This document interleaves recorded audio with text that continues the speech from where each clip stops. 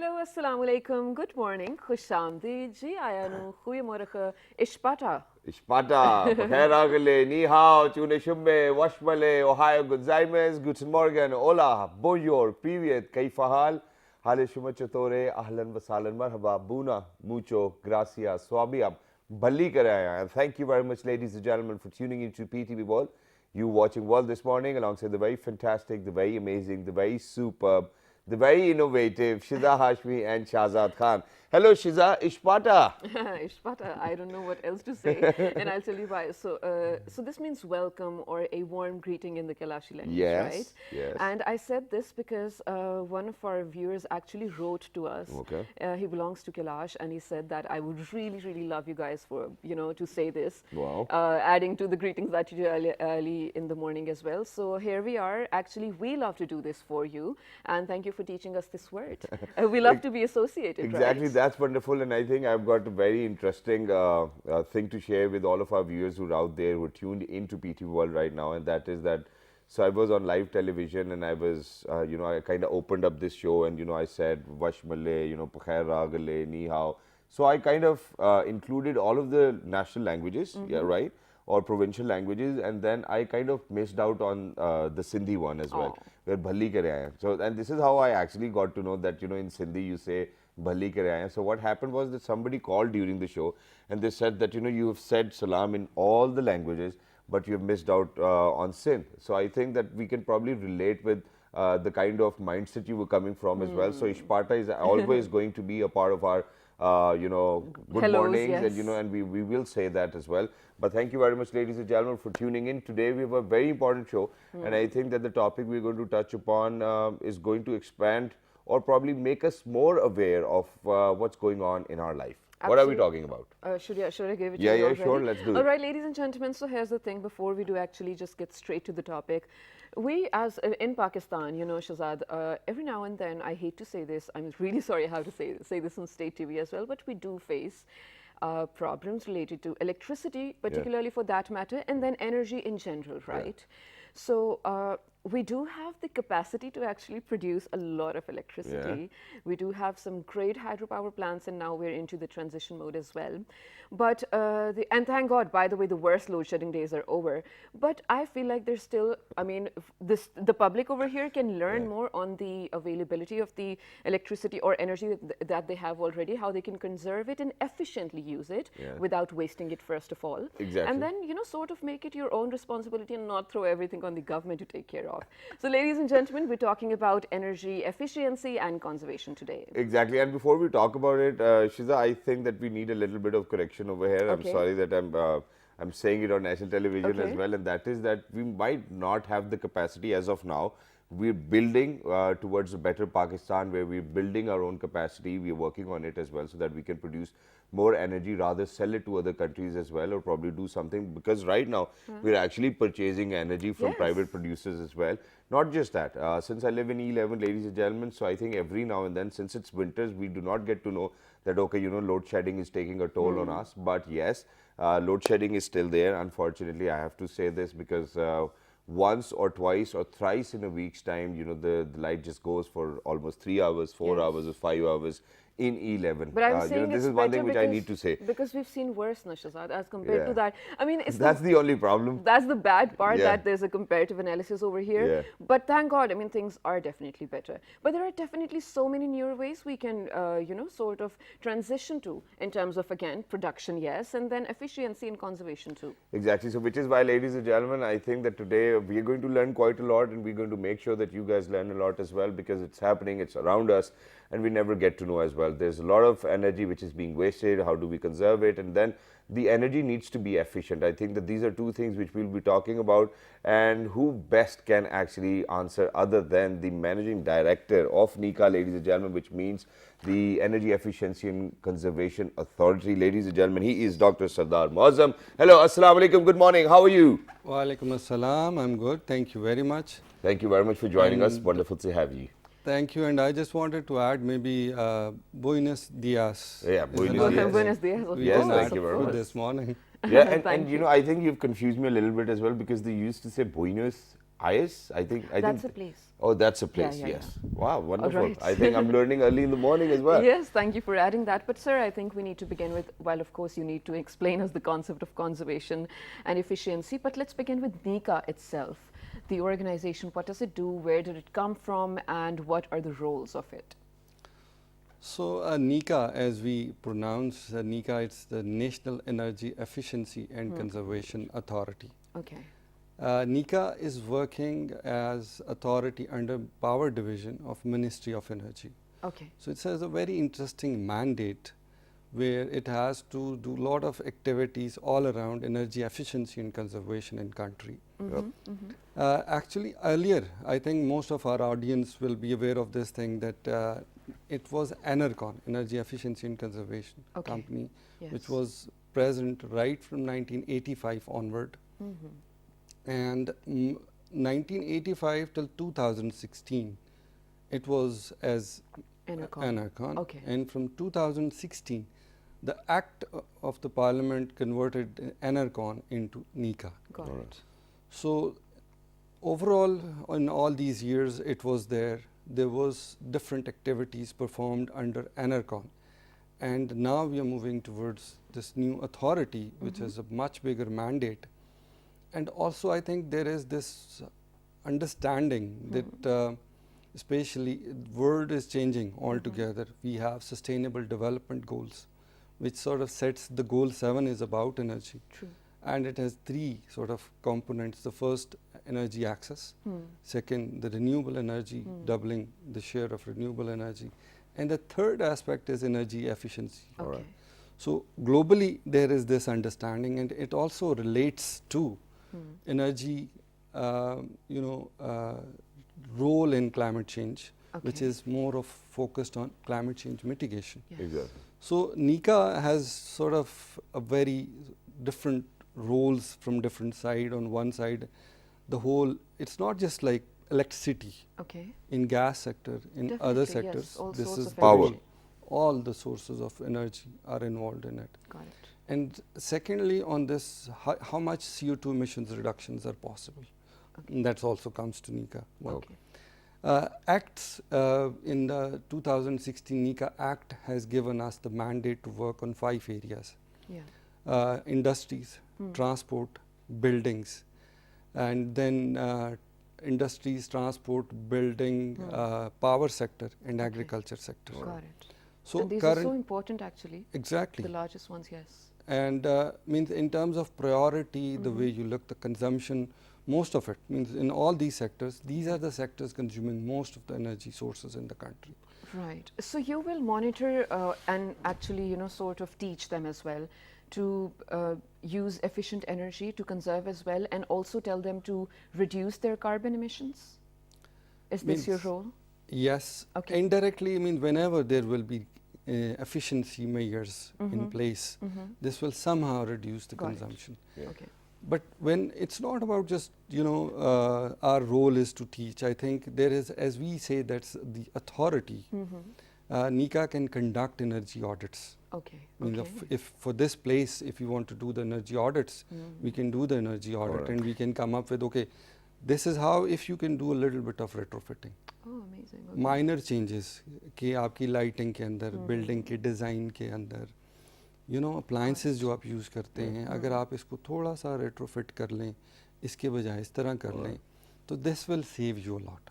Okay. Exactly, and I think that it's very important as well. But speaking about all of those 5 gigantic industries which you spoke about, may it be transport, may it be building, agriculture, and all of the 5, where are we in terms of efficiency anyways? Because we do not see any Euro 4 or Euro 5 standards being in place for our transport mechanisms as well. Because over here, anybody who's got a car from probably back in 1960 is still driving it, it's still on the road. It doesn't really matter what kind of emissions are there. There's nobody to stop it. There's no awareness amongst the traffic police officers.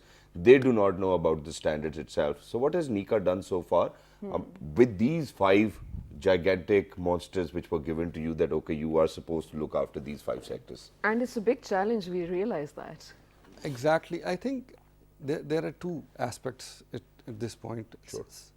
setting up the standards is the first thing. That some of these standards are in place whenever we have something in the country.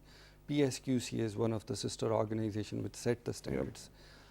When NEECA comes in, it's minimum energy performance standards. And you heard of this star labeling regimes like 1 star, 2 star, 3 star, and that defines the most efficient is 5 stars. And globally, this is how the practice is.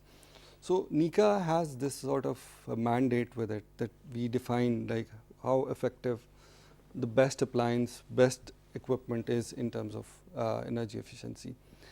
Now, when coming to different sectors, for example, you just mentioned about transport. Transport sector, Euro 5, Euro 4 means government has already taken initiatives in this direction. I think one of the things which Enercon earlier in previous years was doing is all about setting up vehicle tune-up centers. That was initiative and we will be reviving it again.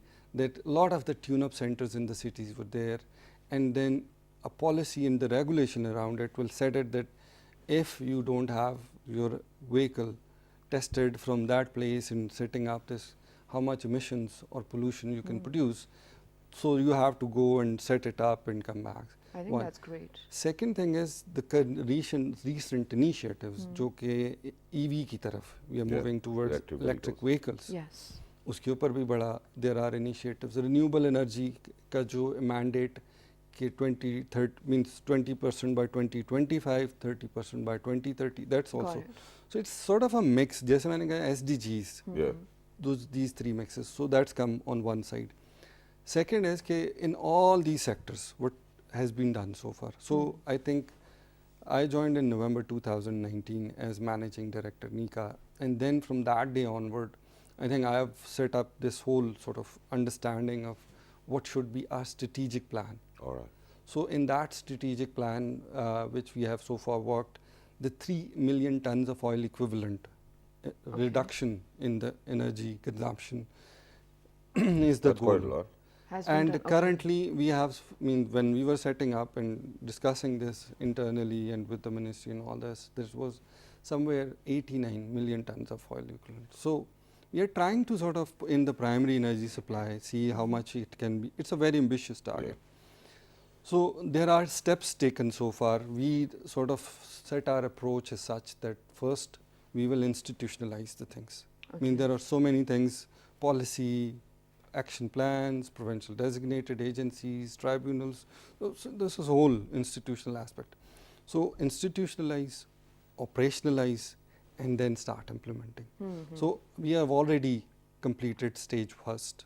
That we have sort of worked on all this institutionalization stage, developed different things, developed the institution, and now moving towards the next where we are operationalizing. We are sort of seeing if we have developed our communication strategy for awareness. Now we are in that mode. That's why I'm here. Because in the last year I was not going anywhere. So now I'm going out and reaching out and telling the people like we have almost done some of our homework. Still there will be a lot of things, but now we will be gradually moving towards that, like standards for LEDs and for other appliances are in place. Now we will be making it mandatory soon, and then implementation will start. But with the consultation of industry, we don't want to hurt the industry. We want to develop it in a mechanism that we are not going and hurting anyone, but we are in consultation developing mechanisms. Exactly, and I think that it's very important as well, and everybody should actually be thankful that you're very considerate about it as well, because other than that, if NEECA is just going out straight and doing energy audits, I think that there will be a lot of problems for a lot of people out there. Number one, how are we going to address this? That, you know, are we going to bring in people? Are we going to be in conversation with them? That's what I wanted to know. And number two, it's a dilemma over here in Pakistan, and unfortunately, because I think Pakistan itself has been through a lot. So what I want to ask is that over here, whenever we talk about, you know, energy conservation or probably saving energy, you know, the only solution people have is to, you know, just switch off the lights or just switch off the heater or just switch off the appliances, and you will save a lot of energy. Now, do you think that this is the best practice, and how are we going to bring in the best practices when we talk about energy efficiency and conservation?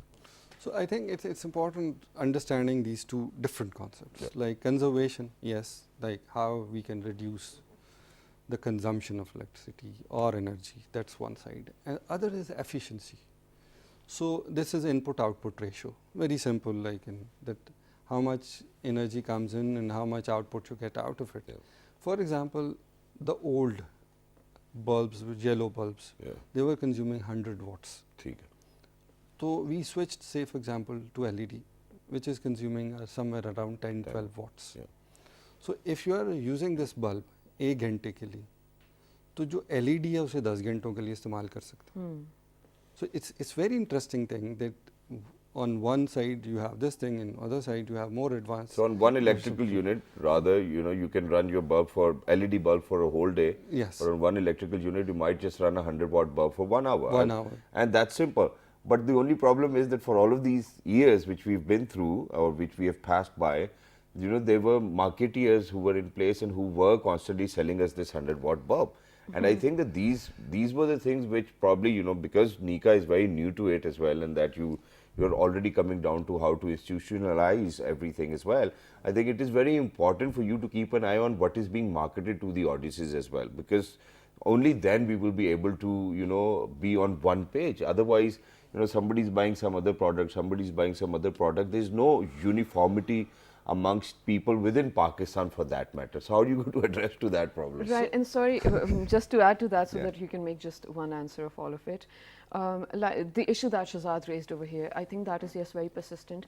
But would that make you probably in the future or even right now put a standard on equipment as well, standardized equipment, like you said about transport, right? You have to get checked, this is the standard you have to. So for lamps or probably street lights for that matter, or for AC for that matter, can you do that? So that's the part I think I have already worked on, the standards, for example. So in terms of standards, when we started, the first thing in January 2020, we launched the minimum energy performance standards for lights, LEDs. So these are standards under standards and labeling regime. NEECA has this mandate that there are these stickers or standards which will be in place on all the appliances who will be tested. For example, there are standards for fans which are already in place from 2016 onward. And there are fans which are energy efficient and you will find NEECA stickers on them. And it's rating based on different rating systems that's already there. Again, we have developed the standards, say for example for fans, which are AC fans, and now we are working on DC fans, LEDs, already standards are in place. Then motors, and all those low hanging fruits we picked up, let's start from there, because it's everywhere, across every household, industry, everywhere. Now we are moving towards, we launched the standards for motors, so 3 appliances standards are there. Now we are working on refrigerators and air conditioners, and then there will be set of other standards coming on board on the same criteria for gas appliances as well. We have started working on it as well. So this is one thing that we have already started working in terms of our technical activities in consultation with the industries. There are a number of areas we have already addressed and picked up very well, and we have already very advanced in that. And the other question is, like, when we go out and we can ask people that everyone should, the marketing agencies or whoever are selling their products, I think once the standards are in place, we first give them a time for voluntarily arrangements that they have procured and ordered and now they have to sell, and then we will give them this time, like now the time is over. Move to this another mandatory regime, now you have to sell it. If you will not sell this product of this standard, we will come back and we will come after strongly and we will flex our muscles. But we want to give industries this time. And also one more initiative, say for example from the Cabinet Committee on Energy, a mandate given to NEECA to conduct the energy audits for captive power plants. So we have done some very interesting work on this. And what happened? Means currently this is in process. Means things are moving in this direction. We have a lot of in this already done. The audits has started. things are moving. So this is something we have already worked on. Exactly. But sir, I have a very important question over here, and it is from a very Pakistani mentality as well. And I think that, you know, we have every right to ask this question, and that is that since we are talking about that, you know, that all of the products will be labeled or rated by NEECA, and there will be stickers on the products, and we really need a national awareness campaign for people so that they actually know that, okay, what are they buying and what is really good for them as well, because we're talking about that everybody is going to benefit, you know, for all of the steps taken by NEECA. I think that each and every individual who consume a lot of energy at their places as well, and or who use a lot of you know, refrigerators or ovens, and you know, everybody is using them. The only problem over here is that you know, for a sticker to be placed on any product is not a problem in Pakistan. I mean, imagine that we actually get toys and a lot of stuff from China as well, where there's always a sticker QC passed, quality check passed. And you know the quality of the products itself. You know, you buy a 100-rupee toy of a hawker, and even that will have a sticker of QC passed, which does not really imply that it was QC passed as well. So now, how do you think that we're going to bring in those best practices? That was the question which you left out. Sorry. So I think this is not means a difficult part for me, especially when I'm looking into the standardization of these things. So in some of the countries, in Middle East and in some other countries, they already have this pre-shipment inspections. Okay. The product will not leave the country before being tested on these standards. One. From Middle East?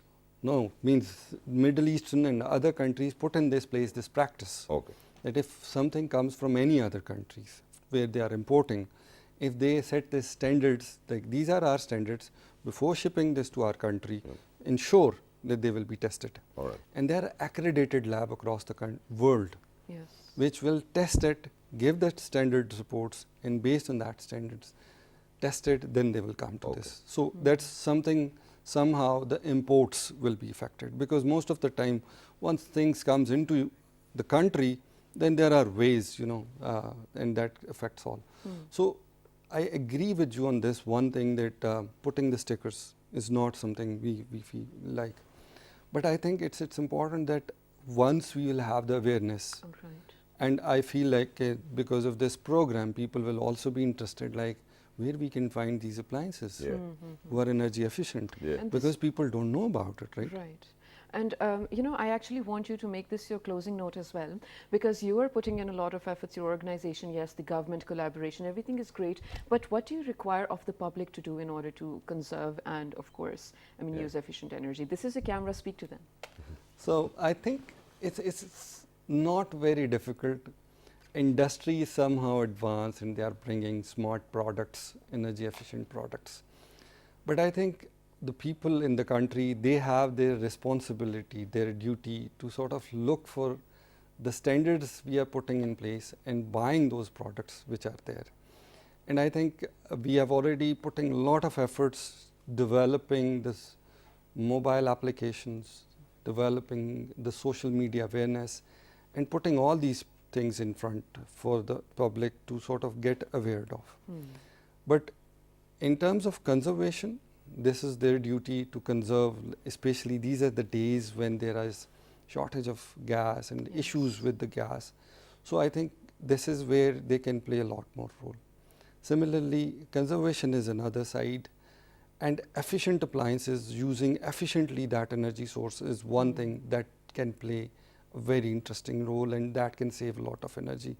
So I must say that especially women in the household, they play a very important role. We were doing one exercise with the Google Analytics, like who is with our social media campaign, coming on board and looking into our media. Women were the only ones who were least interested in energy efficiency and conservation. So I think this is the message, and we were sort of reaching out to all of them, like, see, this you can save something. Indeed. And with efficient lighting and good quality lights, say for example, the refrigerators, the air conditioners, all these efficient appliances will save you something. You can buy new clothes. Exactly. So what are these things? Thank you very much, sir, for being with us, Dr. Sardar Sahab, and it was wonderful to be in conversation. You definitely emerged as a national hero as well, because I think that the right thing to say to people is, yaar, aap logon ko paise bachenge, yaar. I think this is something which our audience is actually going to love to listen to as well, and we really need to work towards this as well, making sure that, you know, but that it's our not, country. I mean, one point here is that once means a lot of this issue when we go to industry, most of the time they feel like ab aage honge. Now the question is this aspect of energy intensity. Once they will produce the same product and reduce the energy bill, Exactly. globally they will be competitive. Yeah. Right, We are trying to absolutely. help them to become more profitable. Exactly. That And is true, sir, and thank you so much for doing that and saying that's that a as good well. way to And look at it. yeah, absolutely, a good perspective too. But I really hope a lot of people out there understand this perspective. But I think for now, let's just stick with the simpler one that Shahzad mentioned over here. You're going to save for your own self. Are you going to profit with those products? Of Either way. course. So, ladies and gentlemen, you know, this very segment was for our awareness as well as yours. And the next one is actually going to be similar too. But actually, we are going to be celebrating some people who are doing a great or who are working for a great cause over here in the country for Pakistan. Stay tuned to find out what it is. Good morning. They are life saviors. Yes, they are indeed.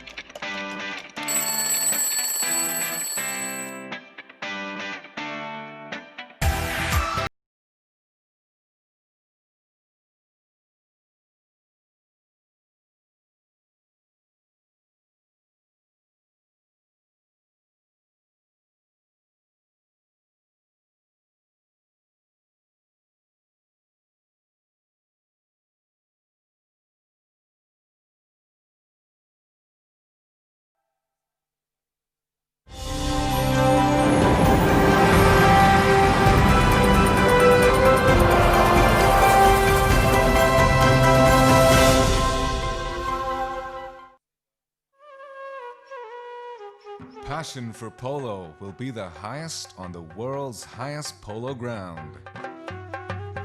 Shandur invites visitors to experience a traditional polo tournament between the teams of Chitral and Gilgit. The tournament is held on Shandur Pass, the highest polo ground in the world, at 3,700 meters above sea level. The first time a polo tournament took place on the Shandur Pass was in 1936.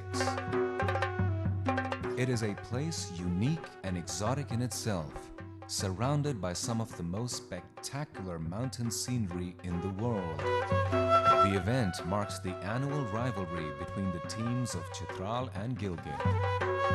The polo tournament has some added attractions for the visitors: trout fishing at the nearby streams and lakes, and a festival of folk dances and music of northern Pakistan. The event in itself offers a fascinating insight into the lifestyle of the people of this region.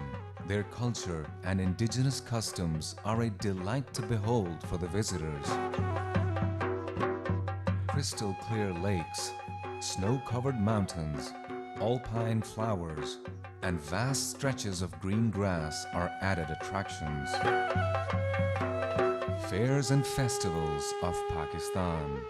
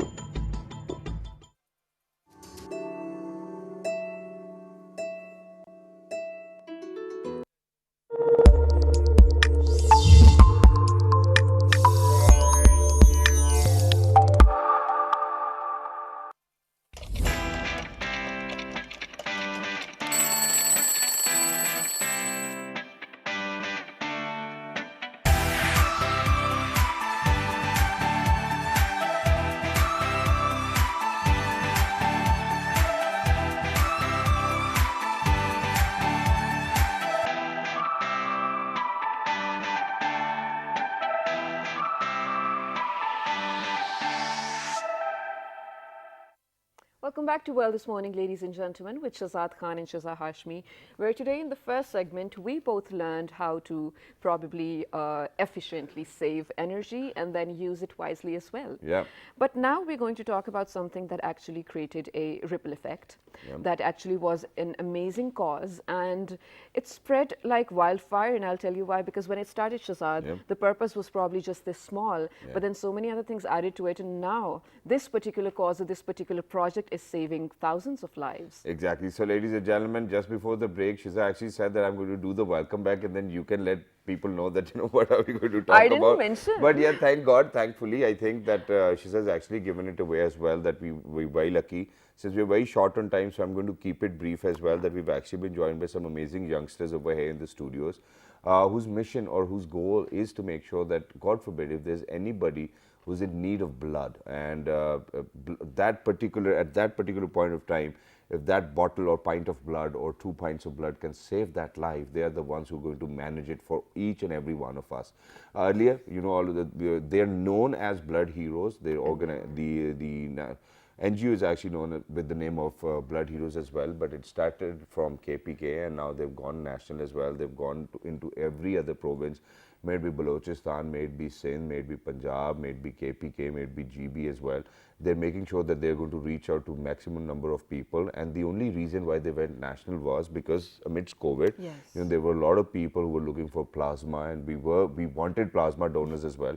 So which is why, ladies and gentlemen, one way or the other, they kind of, you know, linked one of their hospital with all the other hospitals within Pakistan, and they made sure they're going to save life. They're going to make sure that, you know, that just like the way the blood runs in our vessels as well, that it's going to run within the hospitals for the needy people as well. And for that particular reason, you obviously need a lot of donors. How did they do that? How did they manage to, you know, kind of accomplish that? They have, alhamdulillah, saved more than 4,000 lives within a matter of 8 or 9 months, ladies and gentlemen, in less than a year. And once you're going to see their faces, yeah, they're not less than angels as well, because they have been saving lives all this time, ladies and gentlemen, making sure that each and every one of us is going to get that particular pint of blood which was required to save a loved one's life. Ladies and gentlemen, these people are national heroes. So without any further ado, I'm going to introduce them to you as well. So the Federal Administrator of the Blood Heroes, ladies and gentlemen, is Dr. Aliza Sana. Hello, assalamu alaikum, good morning. Assalamu alaikum, good morning. Wa alaikum assalam, thank you very much for joining us, and it's wonderful to have you over here. Thank you so much. Thank you. Alongside Dr. Aliza, ladies and gentlemen, we're very lucky that we've actually been joined by the Finance Head Federal of Blood Heroes. She is Dr. Sahida Mahinu. Hello, assalamu alaikum, how are you? Walaikum salam, I'm fine. Thank you very much. Yeah, any person who's going to head the finance is going to be fine anyways as well, but thank you very much for joining us. Last but not the least, ladies and gentlemen, she happens to be a third-year medical student. By the way, yeah, since we have said doctors, so both of these people are dentists. And last but not the least, we are very lucky that we've actually been joined by somebody who loves to call herself media head of the Blood Heroes. Ladies and gentlemen, she is Dr. Rafia Hassan Jangiri. And I've said doctor because my sister, when she was in the first year of medicine, she said that, you know, you should always call me a doctor. So hi, thank you very much, doctors, for joining us. It's wonderful to have you. So I think we're going to get the conversation started with Dr. Rafia over here. And since you are the media head, let us know about the entire campaign. When did it start, and then how did it all happen, and then how did you guys manage to save 4,000 plus lives? Assalamu alaikum. Basically, in March last year, we started an awareness campaign because due to COVID, the number of blood cases were increasing, but we couldn't find donors, and people were not motivated to donate blood. So we basically started this awareness campaign so that people could get their misconceptions regarding blood donation cleared, and they could find out that it is safe to donate blood even in this time of COVID. So we started with that, and then we started another campaign with the name of COVID Plasma Warriors, and we tried to arrange plasma for the COVID patients who required plasma therapy. Wow. And then in July, we started a nationwide campaign officially to help eliminate all blood-related shortage cases. That's brilliant. That's actually very nice. Now moving on to Dr. Saida over here. Was it always, when you started it, was it always going to be about COVID? Because it was March last year, right? And that was actually all the rage in the world. But now, as you said, it's all about any diseases, any blood-related diseases that will eventually require blood. It was not only related to COVID. We want to spread it on a nation level, and we wanted to we wanted to encourage people to donate blood to save life, because there is not only COVID patients. There are patients of thalassemia. Yes. There are patients of severe injuries, cancer, leukemias. There are different kind of patients we deal with. So we want to encourage people to give blood and save lives. It's not just limited to COVID patients. It's it's anyone. yeah, it it can. can be. Right, but that sorry, Shahzad, if I'm cutting you, but to my understanding, I think the number of donors must have gone down a lot during the COVID days, and especially when you talk about blood plasma for the COVID patients, people were really after making money for this, right? So, did you get a lot of people to actually come up, volunteer, and donate their blood plasma? Yeah, actually, people really come up to donate the plasma. But yeah, there were certain people who was like to sell the plasma. Right. Yeah, and that was a really hurting thing, that they really wanted to sell the plasma. And there were so many cases that they ditched us. Oh. Yeah. Because they had a profitable solution to it. Exactly. Exactly, but yes, obviously, ladies and gentlemen, I think, if it's my plasma, I have every right whether to sell it or whether to donate it. I think that it shouldn't be questioned anyways. And it's a personal choice. We might not think that it's morally correct, but whoever owns the plasma owns the money or owns the gesture of donation as well. So let's just keep it out of the conversation. I think that the most important aspect of our conversation is that, with this comes a bigger responsibility, and this responsibility is that all of that blood which is being donated to you guys or to the blood heroes, it needs to be tested in the first place. Yeah. Because I've gone through it myself. My grandmother, she was in an accident. We had to get her some blood as well. The blood wasn't tested, and then there were other multiple problems just because of that blood, one blood donation in particular as well. Now, how do you think that, since Alhamdulillah you guys have saved more than 4,000 lives, and there are always chances of, people coming in where they do not know that they might have a disease, and that contagious blood is actually given to somebody else or donated to somebody else as well. Now, what is the best practice that we have adopted to make sure that nobody is going to go or suffer through such a problem? Basically, one of the advantages of donating blood is the donor undergoes free screening. Okay. In thalassemia centers or in patients for cancer centers, what happens is when a donor donates blood, the whole of the blood undergoes screening, and then there is a report generated, and after that the center can use blood for the patients. In hospital, like in cases for emergency cases or the surgery cases, usually when a patient comes to us and they give their case, so we tell them that it is going to take some time, because once we find the donor goes to the hospital, the donor is undergoing to go some screening, and then the blood is undergoing to go some screening, and after which they can have the blood. So yes, it is sometimes when it's in emergency cases, usually we want time. We want to save the time, because that time will be utilized for screening. Of course. Exactly. Okay. So finding a donor as soon as possible is basically the key. Exactly, and that's wonderful. But how do you find the donor in the first place? I think this is something which we want to talk about as well. And then the second bit was that, while we were in conversation before the show as well, you guys told us that you've actually linked your hospitals with other hospitals. So half of the management of how the blood is being preserved and all of those things will be done by the hospital in the first place. Am I right? Yes. Okay. And then how do you look for donors? And God forbid, well, I don't know whether I should use the word God forbid or what way to look at it, but there can be a surplus of blood donors as well, and where we might not even need that much amount of blood.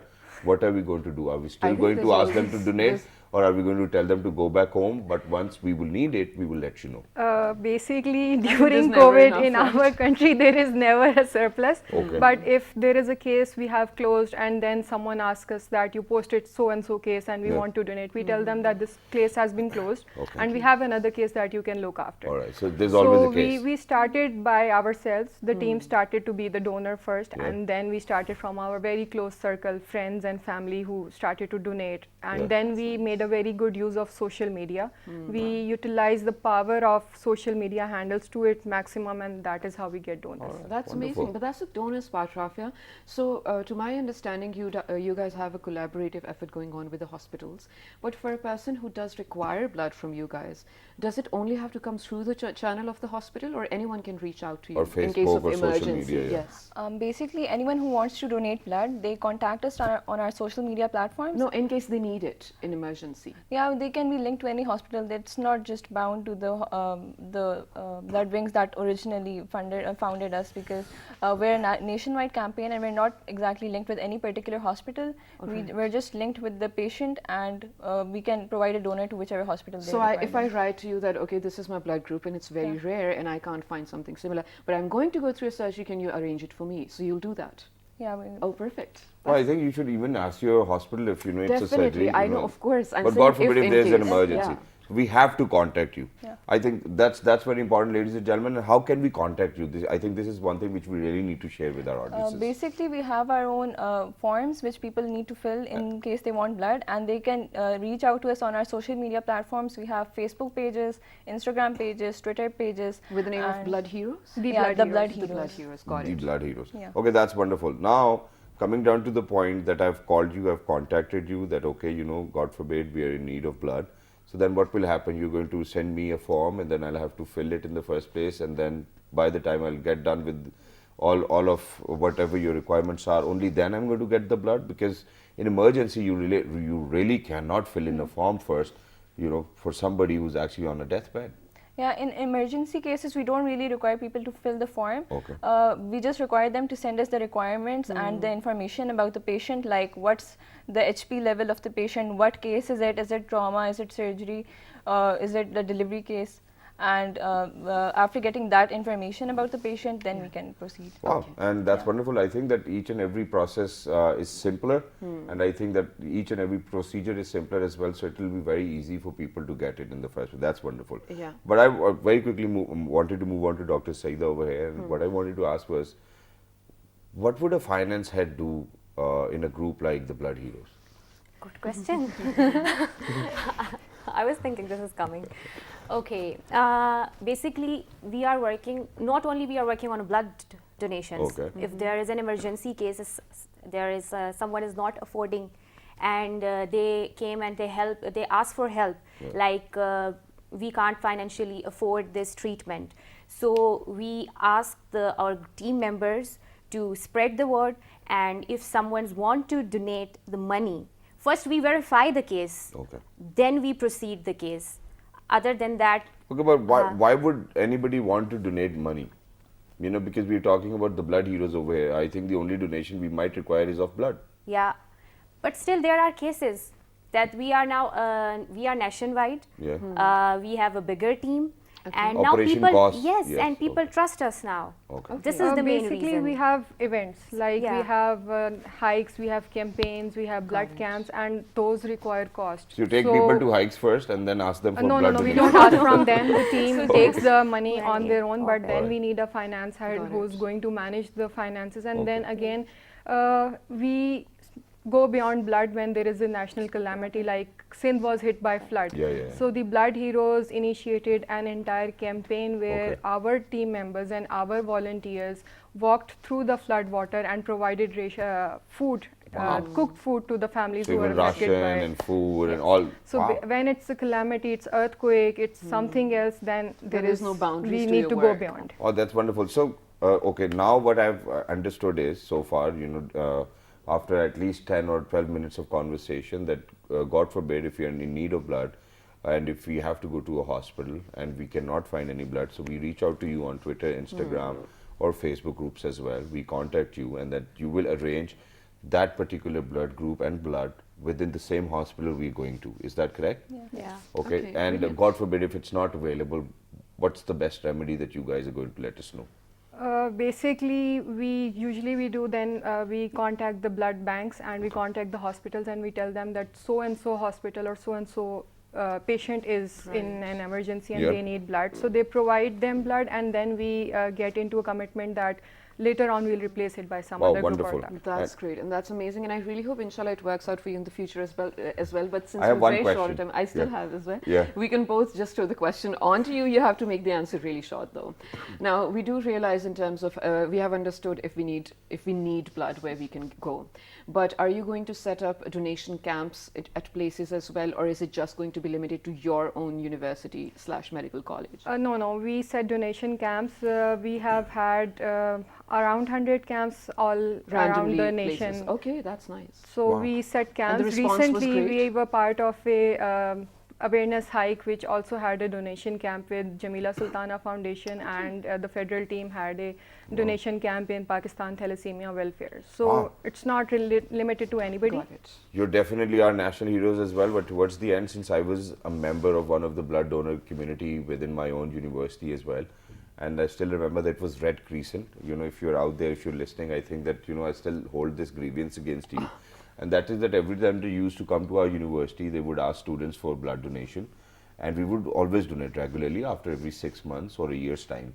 And every time we would donate blood, ladies and gentlemen, they would give us a card and they would let us know that, God forbid, if you need blood ever in your life, you just come to us and we'll give it to you for free. Okay. Unfortunately, one of the times I actually needed blood for somebody else, and it was a relative, and he was in an accident. I went to Red Crescent, I showed them that card, and they denied, and they didn't even accept the card, and they was like, sir, we do not even know, you know, who gave you this card, and we cannot give you blood for free as well. So how does that work?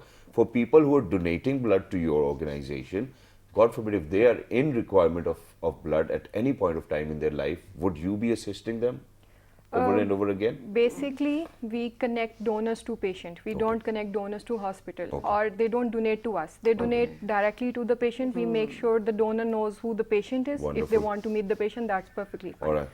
So, in case if the donor needs blood some time later, Yeah. then that's the same procedure. We find them a donor again. Okay, well, that's wonderful. But thank you very much, ladies. You're definitely our national heroes. Please make sure that, you know, you keep on rocking just like that as well, and keep on saving a lot of other lives.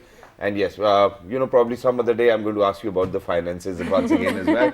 But for everybody who's out there, ladies and gentlemen, please make sure that you write to us on our Facebook, Twitter, Instagram, YouTube, and the addresses. Well, this morning, And the fabulous Raveed's going to be at midnight tonight. Till the next time, ladies and gentlemen, look after yourselves and make sure that you definitely take inspiration from people like these, because these guys, ladies and gentlemen, are the beacon of hope. So, Absolutely. good morning. Good morning. Take care. Stay safe.